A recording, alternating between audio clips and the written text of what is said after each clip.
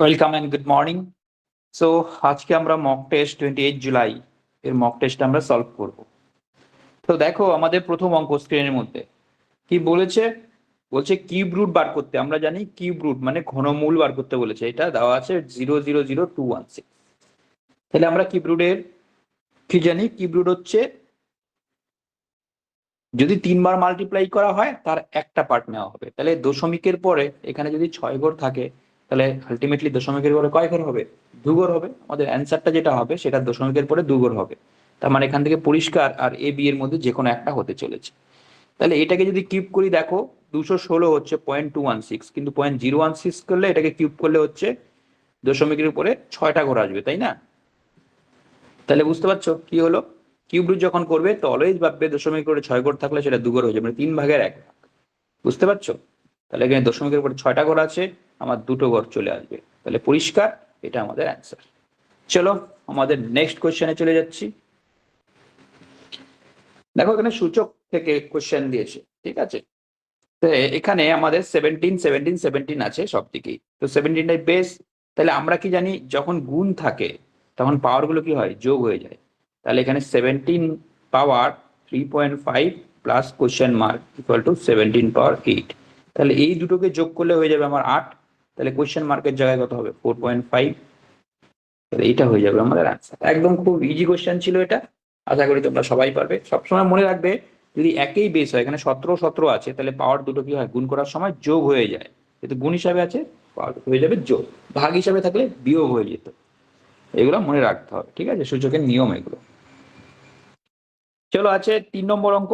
A sum of money is to be distributed among A B C D in the proportion of 5:4:3। এই রেশিওতে আমার এই টাকাটা ভাগ হবে। তাহলে বলছে সি গেটস 1000 মোর দেন ডি। তাহলে ডি এর থেকে সি বেশি পাচ্ছে কত? 1000 টাকা। তাহলে রেশিওতে আমরা সি আর ডি দেখতে পাচ্ছি কত? 4:3, আর তার আগে 5:2 আছে। তাহলে এখানে এই যে ডিফারেন্সটা, এটা 1 দেওয়া আছে, আর এই কোশ্চেনেই বলেছে সিডির মধ্যে ডিফারেন্স হচ্ছে 1000, তাই না? তাহলে এখানে একটাই 1000, তার রেশিওটাকে আমি গুণ করবো কত দিয়ে? 1000 দিয়ে। তাহলে what is the B share? B share হচ্ছে 2 ইন্টু 1000, মানে হচ্ছে 2000। আশা করি তোমরা বুঝতে পেরেছো, একদম ইজি ছিল। নেক্সট কোশ্চেনে চলে যাচ্ছি। নেক্সট কোশ্চেনে কি দেওয়া আছে? Two pipes A and B can fill a cistern in 37.25 minute to 37.5 minutes and 45 minutes respectively. তাহলে এ পাইপ হচ্ছে 37.5 মিনিটে ফিল করবে, বি পাইপ করবে হচ্ছে 45 মিনিটে। বলছে যদি the cistern will be fill just half an hour, আধা ঘন্টার মধ্যে সিস্টার্ন ফিল হয়ে যাচ্ছে, যদি you B turn off after, কতক্ষণ বাদে বি কে বন্ধ করলে পুরো কি হবে? সিস্টেমটা আধা ঘন্টায় ফিল হয়ে যাবে। তাহলে আমি দেখবো আধা ঘন্টায়, তো বি বি তো চলেছিল মানে বিটা বন্ধ করে দেওয়া হয়েছে, ঠিক আছে, কিছুক্ষণ বাদে। তাহলে এটা তো পুরো 30 মিনিটস চলেছে। তাহলে এ যে 30 মিনিটস এর গল্পটা আছে, এ 30 মিনিটসে কতটা ফিল করেছে সেটা আমি বার করে টোটাল যে অ্যামাউন্টটা জলের সেটা থেকে বিয়োগ করে দেবো, ঠিক আছে? এ 30 মিনিটে কত ইউনিট জল ঢুকিয়েছে সেই ইউনিটটা টোটাল অ্যামাউন্ট ওয়াটার থেকে বিয়োগ করে দেবো। তাহলে বাকিটা বি বি বি হয়ে যাবে, বাকিটা বি দিয়ে করেছে। তাহলে বি কত কত মিনিটে সেটা ফিল করছে, তখন আমার টোটাল 30 মিনিট থেকে এর কত মিনিট আছে সেটা আমি বাদ দিয়ে দিলেই আমার অ্যান্সার হয়ে যাবে। বুঝতে পারছো? মানে এই যদি মনে করো 25 মিনিট, তাহলে 5 মিনিট আগেই বন্ধ করে দেওয়া হয়েছে, তাই তো? সাপোজ যদি না না যদি এ হয় 5 মিনিটস, তাহলে 5 মিনিটস বাদে বন্ধ করেছে। যদি 10 মিনিট হয় 10 মিনিট বাদে বন্ধ করেছে। বুঝতে পেরেছো? তাহলে আমার ফার্স্ট এখানে কি হবে? প্রথমে এ বার করব, এ বার করব কতক্ষণ চলেছে। এই যদি এখানে দেওয়াই তো আছে 30 মিনিট, রাইট? তাহলে এই 30 মিনিট চলেছে, এবার 30 মিনিটে কি পরিমাণ জল ঢোকালো সেই জিনিসটা আমার বার করতে হবে। তাহলে টোটাল জল থেকে এর জলটা বাদ দিয়ে দিব, তোর বাকি জলটা বি কতক্ষণে ফিল করবে সেটাই হয়ে যাবে আমার অ্যান্সার। যদি বি 10 মিনিটে ফিল করে তাহলে 10 মিনিট পরে বন্ধ করে দেওয়া হচ্ছে, যদি বি 9 মিনিটে করে 9 মিনিট পরে, সেই অঙ্কটা আমাদের করতে হবে। তাহলে কোয়েশ্চেন আমরা ক্লিয়ার? আশা করি আমরা কোয়েশ্চেন ক্লিয়ার। চলো এবার কিভাবে রিজলভ করবো আমার দেখতে হবে। তাহলে দেখো এখানে এর হচ্ছে 37.5, বি হচ্ছে 45। তাহলে আমাদের এলসিএম নিতে হবে কত? ইউনিট ওয়াটার, তাই তো?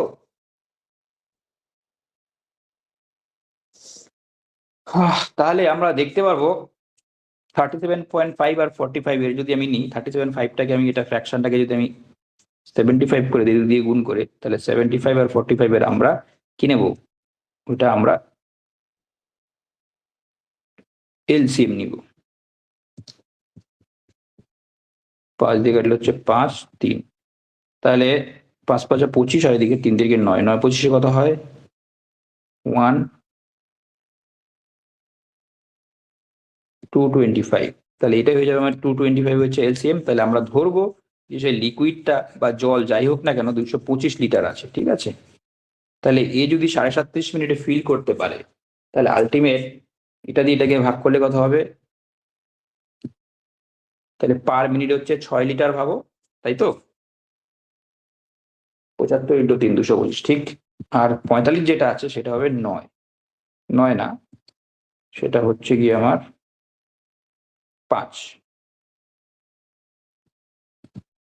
তাহলে আমরা দেখতে পাচ্ছি যদি এ একা ফিল করে 37.5 মিনিটে, তাহলে পার মিনিটে 6 লিটার করে লিকুইড ভরবে। আর এ যদি করে তাহলে 5 5 লিটার করে লিকুইড ভরবে, ঠিক আছে। এবার আমি এখানে দেখতে পাচ্ছি the system will be fill in just an half hour, আধা ঘন্টার মধ্যেই ফিল হয়ে যাচ্ছে। তাহলে আধা ঘন্টার মধ্যে বি কিন্তু বন্ধ করে দেওয়া হয়েছিল, কিন্তু এ কে তো বন্ধ করিনি, তাহলে এ পুরো আধা ঘন্টা চলেছে। তাহলে আধা ঘন্টায় বি কতটা নেবে, 6 × 30, দ্যাট ইজ 180। এই 180 লিটার লিকুইড কে ভরবে, এ ভরবে। এবার বাকি থাকবে কত, 180 তুই বিয়োগ করে দাও, পুরো 225 লিটার তো ছিল টোটাল, তাহলে 180 তুই বিয়োগ করে দেই, এখানে 45 হবে। তাহলে 45, 45, এই যে 45, এই 45 লিটার বিয়ের ভরতে কত সময় লাগবে, 45 5 লাগবে। এই মানে 5 unit per minute, 5 unit per minute, তাহলে কত মিনিট লাগবে, 9 মিনিটস লাগবে।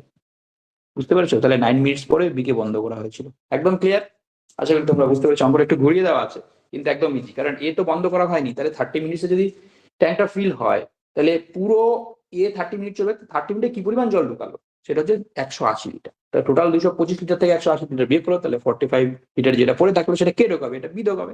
তাহলে বি হচ্ছে 5 ইউনিট করছে, 5 লিটার করে করছে, তাহলে 45 লিটার করতে 9 মিনিট লাগবে। বোঝা গেল, এই হচ্ছে অঙ্ক, একদম ইজি। চলো নেক্সট। নেক্সট আমাদের দেখো কি আছে, in 1 hour a boat goes 11 kilometre in along the stream. দেখো অ্যালং দ্য স্ট্রিম মানে কি, ইউ প্লাস ভি বলেছিলাম তোমাদের, আর 5 কিলোমিটার অ্যাগেনস্ট দ্য স্ট্রিম মানে u minus v equal to 5। তাহলে এখান থেকে আমি ইউ পাবো, 2u হয়ে গেল, ভি ভি কেটে যাবে, 2u ইকুয়াল টু হচ্ছে 16, ইউ ইকুয়াল টু হচ্ছে 8। তাহলে এখানে কি বলেছে, the speed of the boat in still water, তাহলে ইউটা হচ্ছে speed of the boat in still water. বোঝা গেল, যদি বলতো যে স্ট্রিমের গতিবেগ কত স্ট্রিম, তাহলে কি হতো 3 হয়ে যেত, রাইট, তাই না। তার 8 হচ্ছে ইউ, ভি হচ্ছে 3। তাহলে এখানে চেয়েছে আমাদের কি, এখানে বলছে বোটের গতিবেগ কত, তাহলে এটা 8 কিলোমিটার পার আওয়ার, একদম ইজি। চলো আমাদের নেক্সট অঙ্কতে চলে যাই।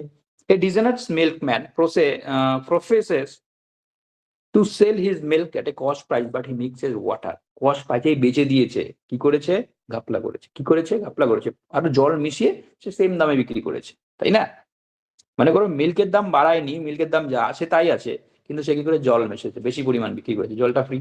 তাহলে এখানে বলছে গেইনস 25%। তাহলে আমি এখান থেকে পরিষ্কার বলতে পারি, যদি তার 100 লিটার পিওর দুধ থাকে, সে মনে করো 100 লিটার দুধ 1 টাকা লিটার ধরে বিক্রি করলো 100 টাকা, কিন্তু সে কি করেছে 25% গেইন করেছে, তার মানে কত, 25 লিটার জল মিশিয়ে দিয়েছে, তাই না।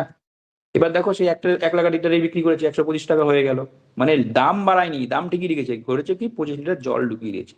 তাহলে আমি এখানে দেখতে পাচ্ছি যে 100 লিটারের মধ্যে 25 লিটার জল ঢুকিয়েছে, তাহলে 125% গেন হচ্ছে, the percentage of water in the mixture. তাহলে দেখো টোটাল এখানে কত আছে, টোটাল মিক্সচার হচ্ছে 125 লিটার, আর জল কত আছে 25, তাহলে আলটিমেট ভগ্নাংশটা কি হবে 25, 125-এর মধ্যে 25 লিটার জল আছে, তাহলে কত পার্সেন্টেজ হবে, 100 দিয়ে গুণ করে দাও, তাহলে এটা হচ্ছে 5, 20%। বুঝতে পেরেছো, তাহলে 20% সে জল, মানে টোটাল মিশ্রণের মধ্যে 20% জল আছে। কারণ যখন জলটা অ্যাড করলো তখন টোটাল মিশ্রণের পরিমাণ বেড়ে 125 হয়ে গেল, তাহলে 125 লিটার মিশ্রণের মধ্যে জল আছে 25 লিটার। 100-এ কত আছে সেটাই আমার বার করতে হবে, তাহলে 100-এ 20 আছে, দ্যাট ইজ 20%। ক্লিয়ার, একদম ইজি। দেখো এটা কি দেওয়া আছে, একটা ফ্র্যাকশন আছে, কি আছে, একটা decimal 0.009 by something equal to এটা। তো এটা আমি পরিষ্কার কোয়েশ্চেন মার্কটাকে আমি ধরে নিলাম, এক্স ধরে নিলাম, ইকুয়াল টু 0.01, এই তো। তাহলে আমি যদি এটাকে এক্স ধরে নেই তাহলে এদিকে 0.009 সমান সমান কি হবে, এক্স দিয়ে যদি গুণ করো ইন্টু এক্স।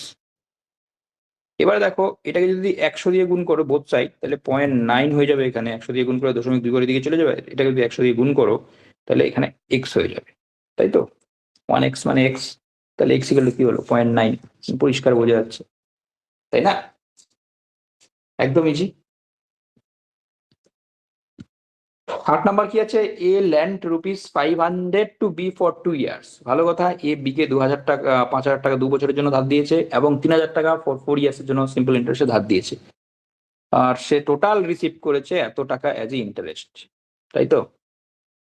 বোথ আর সিম্পল ইন্টারেস্ট, তাহলে সিম্পল ইন্টারেস্ট একদম ইজি। তাহলে 5000 টাকা 2 বছর, তাহলে আমি সম্পূর্ণটাকে সেম টাকায় পরিণত করবো, ঠিক আছে। তাহলে 5000 টাকা 2 বছর, 5000 টাকা 1 বছর, আবার 5000 টাকা 2 বছর, এটাকে আমি কনভার্ট করে বলতে পারবো 1000 টাকা 1 বছর, তাই তো। 5000 টাকা 2 বছর মানে আমি বলবো 1000 টাকার 1 বছর, দেখো সিম্পল ইন্টারেস্ট, তাই না। দুবার আমি 5000 না করে একবারে 1000 টাকা বার করলাম। এবার 3000 টাকা যেটা 4 বছর আছে সেটা আমি বলতে পারবো 12,000 টাকা 1 বছর, তাই তো। তাহলে আলটিমেট আমার 1 বছরের জন্য 1000 টাকা কেটেছে, এখানে 12,000 টাকা কেটেছে, তাহলে আলটিমেটলি 2200 টাকা 1 বছরের জন্য কেটেছে, এটাই বলতে পারবো। মানে এই পুরো অঙ্কটাকে আমি কনভার্ট করলাম, একটা প্রিন্সিপালে নিয়ে নিলাম আর একটা ইয়ার বার করলাম। মানে তুমি সেপারেটলি 5000 টাকা 2 বছর বার করো আর 3000 টাকা 4 বছর বার করে যদি যোগ করো, সেটা আমি যদি বলতে পারি যে 5000 টাকা 2 বছর মানে 1000 টাকার, 1000 না 10,000 টাকা, 10,000 টাকার 1 বছর, ঠিক আছে। আবার 3000 টাকার 3000 টাকার যদি 4 বছর হয়, তাহলে আমি বলতে পারবো 3 4 12,000 টাকার 1 বছর, তাহলে আমরা বলতে পারবো 22,000 টাকার 1 বছরের ইন্টারেস্ট। তাহলে 22,000 টাকার 1 বছরের ইন্টারেস্ট হচ্ছে কত, 2200 টাকা, তাই তো। তার মানে কি 10 ভাগের 1 ভাগ, দেখো এখানে 22,000 থেকে 10 ভাগের 1 ভাগ হচ্ছে, তাহলে পরিষ্কার বোঝা যাচ্ছে আমার ইন্টারেস্ট রেট কত, 10%, বুঝতে পেরেছো। বা তুমি I equal to PTR by 100 করো, এখানে পি ধরবে এটাকে, টাইম হচ্ছে এটা, আই বার করবে, আই তো দেওয়া আছে এটা, তাহলে আমার রেট অফ ইন্টারেস্টটা বার হয়ে যাবে। সেম ফর্মুলা তুমি যদি দেখো এরকম, আমরা জানি I equal to PTR by 100, PTR by 100, তাহলে এখানে আই হচ্ছে 2200 টাকা ইকুয়াল টু পি হচ্ছে 22,000 টাকা ইন্টু টাইম হচ্ছে 1 বছর, রেটটা আমি জানি না, রেটটা আমার বার করতে হবে। তাহলে দেখো এই শূন্য, এই শূন্য, এই শূন্য, এই শূন্য কেটে গেল, এই শূন্য, এই শূন্য কেটে গেল, তাহলে এখানে 22 কেটে গেল, তাহলে আর ইকুয়াল টু কত হয়ে গেল, 10 হয়ে গেল না। বুঝতে পারছো, একদম ইজি, তোমাকে জাস্ট কনভার্ট করতে হবে, এখানে অঙ্কটা হচ্ছে জাস্ট কনভার্ট করাটা, আর কিছুই না। যখন কনভার্ট করতে জানো তাহলে অঙ্ক একদম ইজিলি হয়ে যাবে, আর কিছুই নেই। চলো আমাদের নেক্সট অঙ্ক কি বলছে, Albert invested an amount ₹8,000 in a fixed deposit scheme for 2 years. এখানে কি বলছে, ফিক্সড ডিপোজিট করছে 2 বছরের জন্য, কম্পাউন্ড ইন্টারেস্ট খেয়াল রাখতে হবে, আগেরটা সিম্পল ছিল, এটা compound interest 5% per Anam. How much will Albert maturity fixed deposit, তাহলে ম্যাচুরিটি সে কত পাবে, একদম ইজি। ম্যাচুরিটি হলে কয় টাকা পাবে, তাহলে 8,000 টাকা আমি তোমাদের শিখিয়েছিলাম কম্পাউন্ড ইন্টারেস্ট, তাহলে ইন্টারেস্ট রেটটা এখানে 5% আছে, তাহলে 5% যদি হয় তাহলে ফার্স্ট ইয়ারে কত পাবে ইন্টারেস্ট বলো তো, 400 টাকা। সেকেন্ড ইয়ার ইন্টারেস্ট কত পাবে, 400, প্লাস এই 400 টাকার ইন্টারেস্টটা পাবে কত টাকা, 20 টাকা, তাহলে 820 টাকা হয়ে যাবে আমার কম্পাউন্ড ইন্টারেস্ট। তাহলে টোটাল ম্যাচুরিটিতে সে কত পাবে, প্রিন্সিপাল তো পাবেই, তার সঙ্গে 820 যোগ হয়ে গেল, তাহলে 8,820 হয়ে যাবে আমাদের অ্যান্সার। বুঝতে পেরেছো, একদম ইজি। চলো আজকে আমাদের লাস্ট অঙ্ক যেটা, দেখো এ অঙ্কটা দেখতে বড়, ঠিক আছে, ওটা পড়ো আগে, দেখো দেখি কি বলছে। A machine P can print 1 lakh books in 8 hours. ভালো কথা, 8 ঘন্টায় 1 লাখ বুক প্রিন্ট করে। Q point the same number of books, মানে যে আমার কাজটা সেই কাজটা সেম, সেটা 10 ঘন্টায় করে। আর ক্যান প্রিন্ট দ্যাম 12 আওয়ার্স, মানে এখানে কাজটা সেম, সে 1 লাখ বুক হোক 10 লাখ বুক হোক, ডাজ নট ম্যাটার, কারণ কি আমার সেম কাজ করছে কিন্তু সবাই। তাহলে এ করছে 8 ঘন্টায়, পি করছে 8 ঘন্টায়, কিউ করছে 10 ঘন্টায়, আর করছে 12 ঘন্টায়, তাহলে আমি বলতে পারবো পি হচ্ছে 8 ঘন্টায়, ইউ হচ্ছে 10 ঘন্টায়, আর হচ্ছে 12 ঘন্টায় করছে। তাহলে আমি ধরে নিলাম কাজের ইউনিটটা 1 লাখ না ধরে আমি 120 ইউনিট এলসিএমটাই ধরবো সবসময়, কারণ দেখো কাজটা যেহেতু সেম, কাজটা ডিফারেন্ট হলে আমার অঙ্কের থেকে নিতাম 1 লাখ বুক বা 50,000 বুক, কিন্তু এখানে কাজটা সবসময় 1 লাখ বুক দিয়েছে, তাহলে 1 লাখ বুকটাকে 1 লাখ না ধরে আমি 120 ইউনিট ধরবো এলসিএম, তাহলে সুবিধা হবে, কারণ 1 লাখের আমার দরকারই নেই এখানে অঙ্কটা। বুঝতে পেরেছো, কারণ সেম কাজ, যদি ডিফারেন্ট কাজ হতো তখন কিন্তু আমার ভাবতে হতো, যেহেতু সেম কাজ তাহলে আমি এলসিএম দিলাম, আমাদের প্রসেস অনুযায়ী আমরা করবো। তাহলে এখানে 120 ইউনিট যদি ধরি টোটাল কাজটা, তাহলে এ 8 ঘন্টায় শেষ, পি 8 ঘন্টায় শেষ করছে, তাহলে 15 ইউনিট পার আওয়ার, এ করবে 12 ইউনিট পার আওয়ার, এ করবে 10 ইউনিট পার আওয়ার। এবার হচ্ছে all machine are started at 9 AM while P machine close at 11 AM and the remaining 2 machines complete the work approximately what time? তাহলে দেখো P মেশিনটাকে 11টার সময় বন্ধ করেছে, তাই তো? তাহলে আমি বলতে পারবো পি মেশিনটা অনলি 2 ঘন্টা চলেছে, তাই তো? অনলি 2 ঘন্টা চলেছে, কারণ 9টা থেকে 11টা 2 ঘন্টা, তো 2 ঘন্টায় কয় ইউনিট বার করে দিল? 30 ইউনিট কাজ শেষ করে দিল। তো 30 ইউনিট কাজ যদি শেষ করে দেয় তাহলে আমার কাজ বাকি থাকবে কতটা? 90 ইউনিট। এই 90 ইউনিট কাজ কে করবে? এই কিউ আর আর মিলে করবে। তাহলে কিউ আর আর মিলে দুজনে মিলে 12 আর 10 22 করছে, তাই না? 12 আর 10 22 করছে। তাহলে পার আওয়ার যদি ও 22 করছে, চালু তো একসঙ্গে হয়েছিল, ঠিক আছে? তাহলে দেখি এদের কতক্ষণ সময় লাগে, তখনই কাজটা ফিনিশ হবে। কারণ পিকে আমি 2 ঘন্টা চালিয়ে বন্ধ করে দিলাম, 30 ইউনিট বাদ দিয়ে দিলাম, ঠিক আছে? তাহলে এবার কিউআর সেই 9টা থেকে স্টার্ট করেছিল, তাহলে কিউআর যদি 22 ইউনিট করে 1 ঘন্টায়, 1 ঘন্টায়, তাহলে 90 ইউনিট করতে কত সময় লাগবে দেখো তো? আমরা করি 90/22, তাহলে কয় ঘন্টা লাগে? মোটামুটি 4 পয়েন্ট সামথিং, তাই তো? 4 পয়েন্ট অনেক কম। বা তুমি এটাকে 45/11 করতে পারো, 4 11 44.0 সামথিং। তা মোটামুটি 4 ঘন্টা আমি বলতে পারবো, 4 ঘন্টার একটু সামান্য বেশি। তাহলে অপশনে যেহেতু অ্যাপ্রক্সিমেট বলেছে, তাহলে মোটামুটি 4 ঘন্টা বলতে পারবো। তাহলে 9টার সময় যদি কাজটা শুরু হয় তাহলে 1টার সময় গিয়ে কাজটা শেষ হবে। বুঝতে পারছো? এই হচ্ছে অঙ্ক, আর কিছুই নেই, একদম জলের মতো। কারণ পিটাকে আমি বন্ধ করে দিয়েছি, তাহলে পিটার যে ইউনিট কাজটা করেছে সেই ইউনিটটাকে বিয়োগ করে পিকে বন্ধ করে দাও। এবার কিউআর এর গল্পটা করো। স্টার্ট তো সেই 9টা থেকেই করেছিল, তো কিউআর হচ্ছে 90 ইউনিট কাজ করবে। সেই 90 ইউনিট দেখো 12 আর 10 22, তো সেই আমরা কি করলাম 90 ইউনিটকে 22 দিয়ে ভাগ করলাম, মানে 45 4 পয়েন্ট সামথিং, মানে 4 ঘন্টার একটু বেশি লেগেছে অ্যাকচুয়ালি।